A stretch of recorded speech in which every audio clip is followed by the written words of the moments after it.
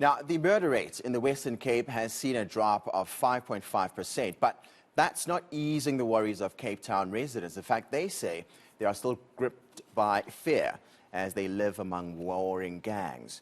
eNCA reporter Kevin Brandt spent some time with communities in the city.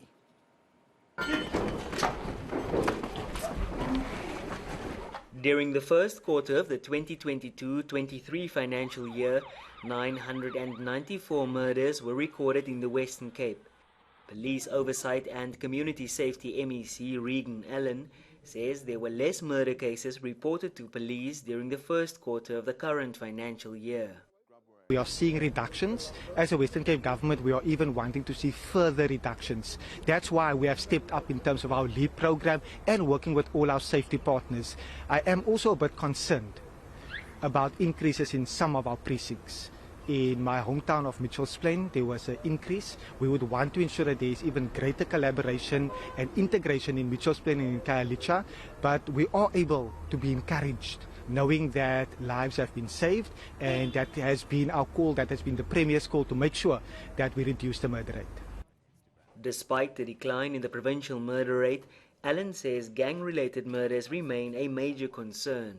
We have seen in our country where there was 193 gang-related murders in our country, 166 in our province.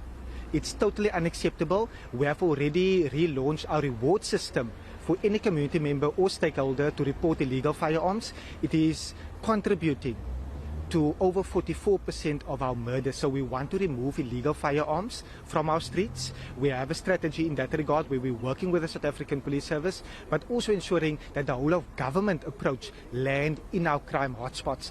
Western Cape Community Policing Forum chairperson Francina Lucas echoes residents' sentiments.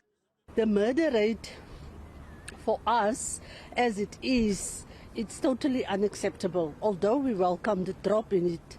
But the reality is too many people still get murdered, too many women, too many children still get killed on a daily basis. And we ask our South African Police Service and other law enforcement agencies really to make haste, to work with us as the community, and together that we can ensure that we really bring down the crime, bring down the murder rate, bring down the incidents of violence against women and children.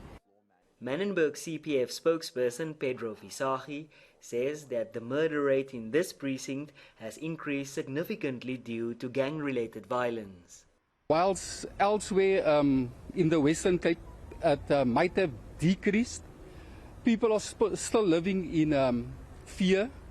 And this is a community that's tormented, living with trauma because of the daily killings and gang-related violence in the area. School children can't go to school for fear of being victimized and intimidated. And the gangs are recruiting children from primary school already.